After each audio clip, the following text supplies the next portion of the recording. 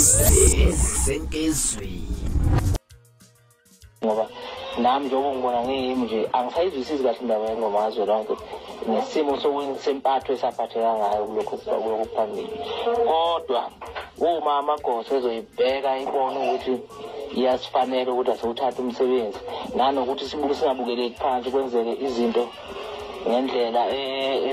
ezosenza sizizwe siphansi sibukele phakathi thina sibaluleke kakhulu kuya mcimbi ngoba yithina esisondeza abantu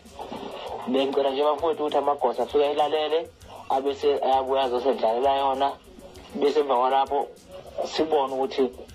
sibuka kanjani thina siyawuthatha nomsebenzi siyawuyeka nomsebenzi ngoba yonke egcineni kosuku lento iyumsebenzi kodwa akufanele ukuthi ube umsebenzi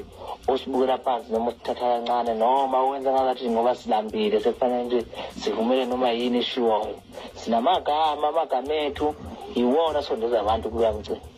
uma singathiwa nje ngathi sikhombisa ukuqinisa amakhanda ngathi asifuna ukuya khona umcimbi ungaqhubeka phambili ngandlela obabe uhlele ngayo kodwa ngeke kube yisona njengokuthi kusuke kukhona thina abona ngiyacela ukuthi sizwisane kahle